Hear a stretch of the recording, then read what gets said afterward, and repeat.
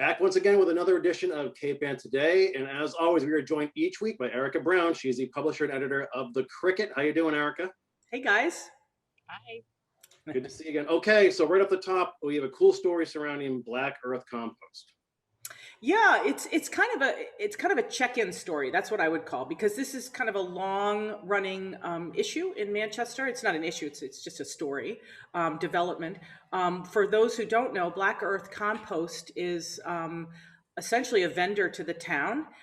We have a very symbiotic relationship with them, and I would say that it's a very innovative example of innovation for municipalities in Massachusetts, because it's essentially a public-private partnership, although they don't call it that. But that's my take on it. Black Earth Compost is a regional compost company that was founded 4 years ago, I believe, by three partners, one of whom is from Manchester and grew up in Manchester, Andrew Brousseau. He's got the perfect calling card in that he grew up in Manchester and he was also an Eagle Scout. So that carries a lot of weight here. So Black Earth Compost does business off of a town-owned facility off Upper School Street. And in exchange for that land, essentially free rent, let's call it, for a site to do their business, they give us free curbside composting, which is incredibly valuable. If we had to hire some company in Haverhill, say, and there's a company in Haverhill that actually does this for municipalities and did curbside pickup for the town of Manchester, it would probably cost about $90,000 a year for us to do it, and it would cost a lot of money because all the cost is transporting the heavy material. You pay for it by weight. So to have somebody that we're hosting in our own backyard who gives it to us for free, and oh, by the way, anytime I want as a resident of Manchester, I can go up to that site on Upper School Street and get as much compost for free as I want. Now, if you go to Wolf Hill, you'll pay like $20 a bag for it. Exactly.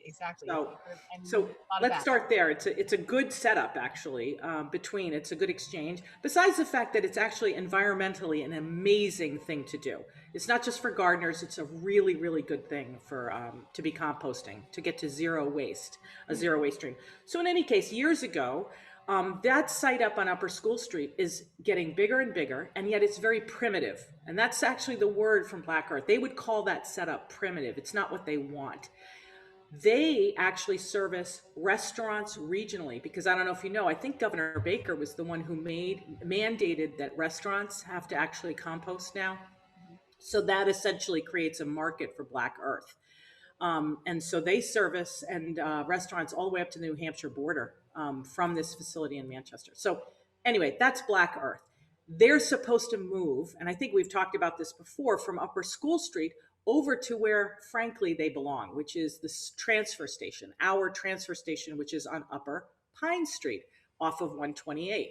So the plan has been in the works for a while. At town meeting, for the first time, voters approved $75,000 for construction to actually make a new facility for them over on Upper Pine Street. Now, as opposed to the primitive site over at Pine Street at the transfer station, they would build a state-of-the-art, sort of smell capturing system. It's all state-of-the-art. Like, everything would be really good there. It's probably going to be over $1 million, but it's a combination of state grants and funds. And remember that 90 grand a year we don't spend. So the truth is we accrue a benefit every year. So voters approved 75,000. In all years, they've approved about $500,000 for this. So we're in, right? And the RFP went out for, our compost services, which essentially was a public bid, but Black Earth was the only one who responded, and we're in the middle of that cycle. They're about to get it. I think they're going to be formalizing that next month. Mm-hmm. So Andrew Brousseau spoke to the Bike and Ped Committee about this week, and they did it on Wednesday night. He had a great presentation where he talked about the fact that they were supposed to move at the, by the end of this year, probably in the fall, but it's actually been postponed till next spring because they lost a grant. Now, there's been some misunderstanding about the grant. Did they miss a grant because they themselves had a problem? No, that wasn't the case at all. But they did lose about $400,000 in a grant, state grant, mostly because construction wasn't happening at the time, and that was a requirement for the grant. The town was going to, apply on their behalf because it's going to be on town property. But that's really what happened. It was really a simple matter of the fact that, the grant wasn't applicable because they hadn't started construction and there was no grant to be had, therefore. So there they are. So here's what's happening. The Black Earth has already privately raised about 300,000 of the $350,000 they need from about 2,200 individuals. Isn't that interesting? Hmm. Yeah, that's very Yeah. interesting. So they've raised that money. So it's really going to happen. It's going to happen next spring. And I have to tell you, it was a complete, and I'm going to use the word non sequitur to understand why was Andrew Brousseau an agenda item on the bike and ped committee. Like I read that, I was like, what? I've been trying to squeeze that together in my mind ever since you introduced this subject. Wait a minute, where does the Bike and Ped Committee come in with composting? I'm not sure. Yeah, Exactly. And by the way, the agenda item read, Andrew Brousseau of Black Earth and Compost will share the plan with the Bike and Ped Committee. And I'm like, why does the Bike and Ped Committee need to know about the plans for Black Earth? So right. I put that question to the chairman of the Bike and Ped Committee. His name is Al Sentner, and he I think it's because I don't know him and I was on the phone with him, but I kind of pressed a little bit. I said, what's going on with that? That's a non sequitur. He did not like that question. I'm sorry. We're sorry, Erika. We're sorry, Believe Al. me, we're all good now, but I had to basically peel him off the ceiling Well, did you get a because response? he thought I was being rude and taking a shot at him. Okay, we're very Anyway. sorry, Al. But what is the explanation? Why did Andrew? Let me tell you something. I didn't get the explanation from Al Sentner. I think he was too upset to actually give it to me. He said, well, he's a bike enthusiast. I'm like, what does that have to do with the fact he's like moving? I said, that's great. He's a bike enthusiast. Right. Listen, in all fairness to Al Sentner, I attended the meeting on Wednesday and I understood immediately what it was. And the truth is, he did know. It's just that he was, I got him all revved up. Anyway, here's what it is. Upper Pine Street, and particularly Gordon College. Gordon College owns all these woods. The transfer station for us in Manchester is right in between, on one side, the Manchester Essex Conservation Trust woods, which is like 2,000 woods, and there's a big marsh there, and it's a big wetland and all that.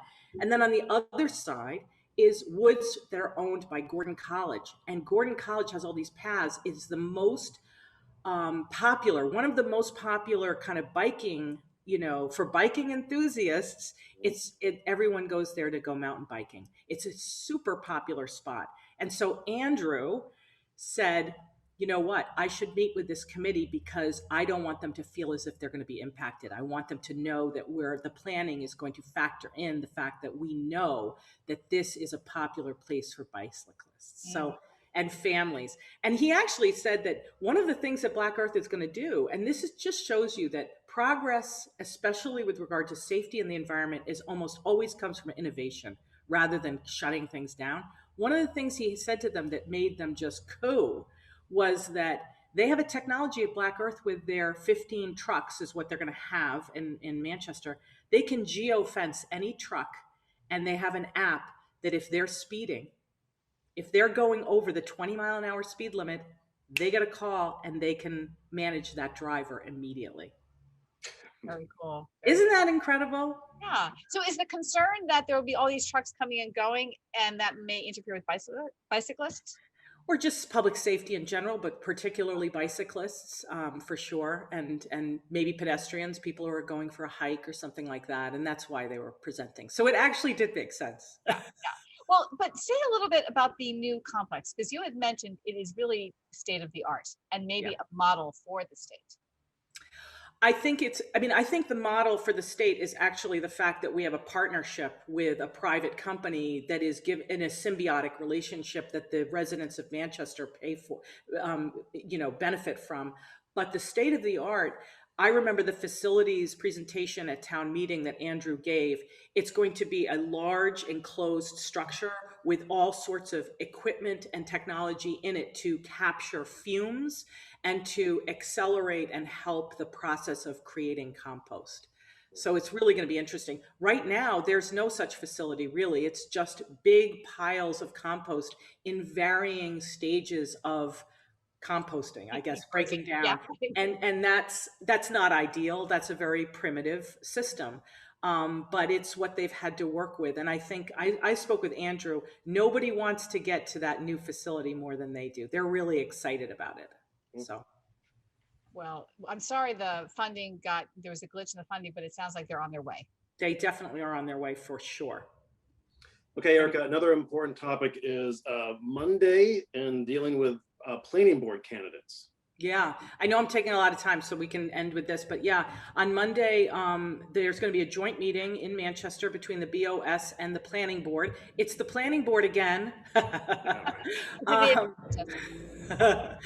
Gary Russell has stepped down, and that was a real loss for the board because he's a professional planner. He's a planner by his profession in Boston, so he knows a lot. So it was a big loss. He stepped down last month because he just decided he'd had enough.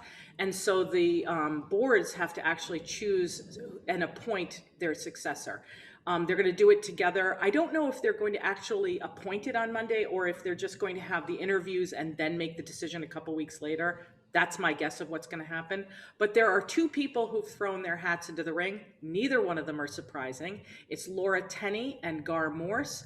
Gar Morse is a member of the Downtown Improvement Committee. Laura Tenney is a planner and facilities, a senior facilities manager at MIT. Very, very impressive job.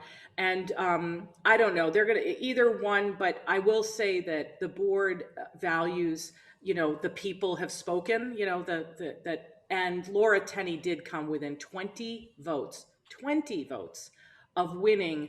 And Christine D'Alicio beat her by 20 votes in May. So, I mean, if you count will of the people, it'll be Laura Tenney. But there are other things too. I mean, Gar Morse is a known quantity, and he's a real estate. He's a consultant to real estate developers. So he's also somebody who in the planning board, has experience. So it's between Laura and Gar Morse, and it's going to come down to whether, whatever, either one. Great. Do you want to touch upon Essex real quickly? Sure. I mean, if you want, we've got an interesting thing going on in Essex. Just it's colorful. I would encourage people to actually read the story. It's by Jim Witham, who is the curator or I guess he's the executive director of the Essex Shipbuilding Museum. I don't know what his title is, but he's a great guy and he's fantastic. Maybe that is his title. Okay, great guy, exactly.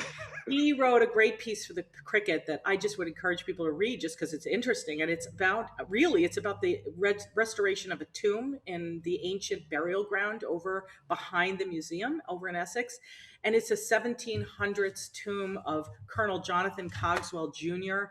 He's led a really interesting life. And there's a volunteer who's coming down from New Hampshire, and they're using CPC funds to actually completely restore this tomb. It's really important. And he's from the 1700s. Just an interesting story, a guy from the American Revolution. He was involved with the approving of the US Constitution. Just a really amazing Essex story. Very cool. We understand there's some great early 20th century journalism in your story, right? There is where we actually got there was a 1909 story about Cogswell, it was really about Cogswell's farm and therefore the whole Cogswell family, because Colonel Jonathan Cogswell Jr., who died in 1819 after an incredible life. I think he was the third Jonathan Cogswell. But in any case, it's a very interesting thing.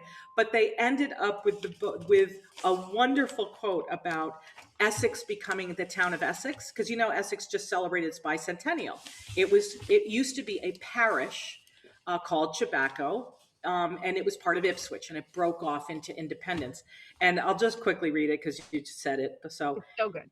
Yeah. Here's the quote. Colonel Cogswell's whole life lived while Chabaco was a parish of Ipswich, and he died in 1819, the very year in which Chabaco cast off its swaddling clothes, which it had too long worn as a child of Ipswich, and asserted its manhood, bearing the name Essex.